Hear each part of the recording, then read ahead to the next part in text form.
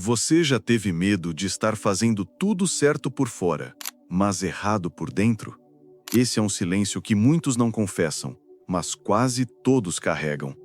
Você ora, lê a Bíblia, ajuda os outros, mas quando deita a cabeça no travesseiro, uma pergunta ecoa no fundo da alma. Será que eu estou salvo mesmo? A gente finge que não sente isso, mas o coração sabe. E talvez, só talvez, Deus também esteja esperando que você encare essa pergunta de frente. Porque o juízo final não virá com um formulário para saber se você decorou versículos. Não haverá perguntas do tipo: você sabe onde fica Abacuque? Ou quantas vezes você foi à igreja? Jesus não virá como um fiscal de comportamento religioso.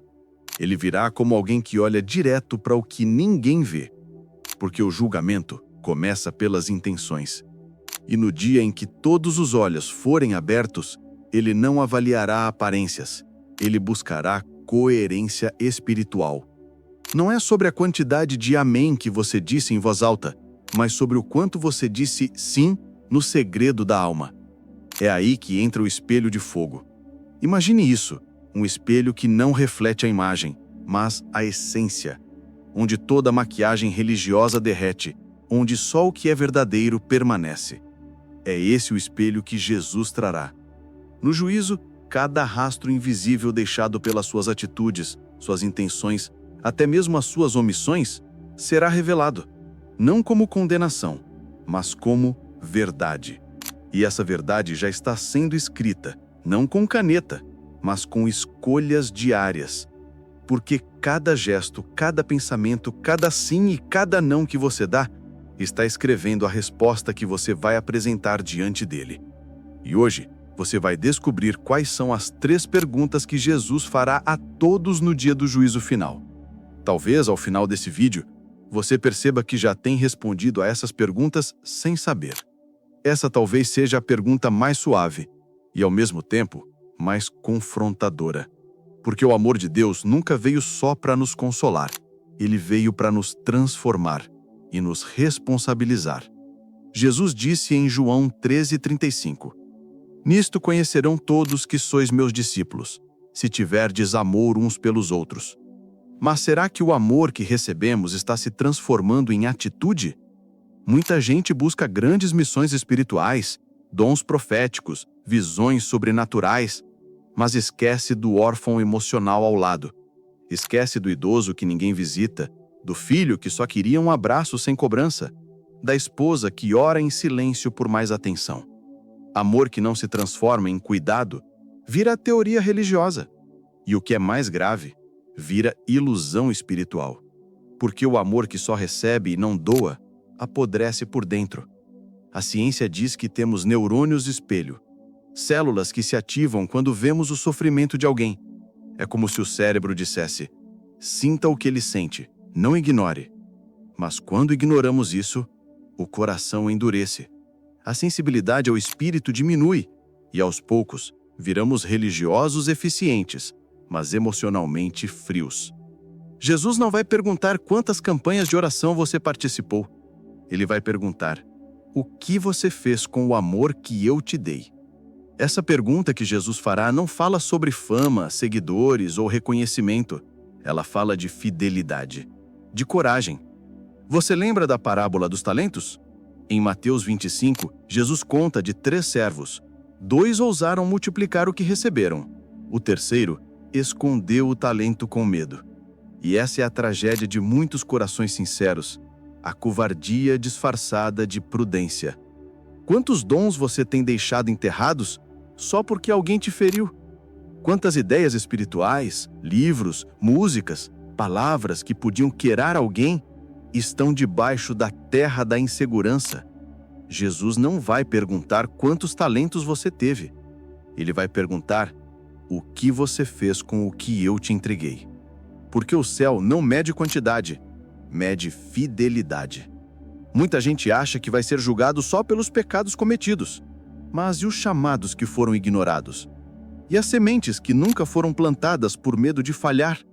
Deus não exige perfeição. Ele procura disponibilidade corajosa. Seu cérebro, aliás, vai sempre querer te proteger. Ele ama a zona de conforto, mesmo que essa zona seja estéril, mesmo que te mantenha longe do teu propósito. Por isso, cuidado. A estagnação espiritual pode estar vestida de sensatez, mas Jesus vê além das justificativas. Ele sabe o que colocou em você e ele perguntará. E talvez a resposta dele não seja sobre o que você fez de errado, mas sobre o que você deixou de fazer por medo. Essa talvez seja a pergunta mais cortante de todas. Jesus não está perguntando se você cresceu na igreja, nem se você conhece os louvores, os versículos ou a linguagem evangélica. Ele está perguntando: você me conheceu de verdade? Em Mateus 7:23 ele diz: nunca vos conheci, apartai-vos de mim. Essa é uma das frases mais temidas de toda a Bíblia, porque muita gente vive uma fé herdada, uma fé por tradição. Vai aos cultos, faz parte dos grupos, mas no fundo, nunca teve um encontro íntimo com o Cristo vivo. É possível viver uma vida inteira na igreja e nunca ter nascido de novo no Espírito. A fé se torna rotina. Os rituais viram hábitos. A oração vira frase feita. E o cérebro se adapta. Ele automatiza tudo. Mas Deus não se revela por repetição. Ele se revela na fome, na entrega, no quebrantamento. É por isso que muitos têm a impressão de que a fé esfriou, porque estão vivendo de luz emprestada. A metáfora da lanterna é real. Se sua vida espiritual depender da luz de outro, quando a escuridão vier, você não saberá onde está. A fé que sustenta é a que nasce do secreto, do entra no teu quarto, do rasga o coração, do fala comigo, Senhor. Jesus quer intimidade, não apenas reconhecimento religioso. E no dia do juízo, ele perguntará: você só ouviu falar de mim? Ou me conheceu no partir do pão, na dor, na oração que ninguém viu? O apóstolo Paulo escreveu em 2 Coríntios 5:10: todos devemos comparecer diante do tribunal de Cristo, para que cada um receba segundo o que tiver feito por meio do corpo, ou bem ou mal. Mas quem está em Cristo já começou esse julgamento por dentro. Você sente isso, não sente? Esse desejo de se alinhar, de ser verdadeiro, de não viver mais uma fé de fachada? Isso é o Espírito Santo te preparando, não para o fim, mas para o agora. Madre Teresa disse: no fim das contas, tudo se resume a quanto amamos. É simples, mas não é raso. C.S. Lewis escreveu: cada escolha é um movimento em direção ao céu ou ao inferno. E às vezes esse movimento começa com um simples pensamento, um arrependimento, uma oração sussurrada. Você está escrevendo suas respostas todos os dias, inclusive agora.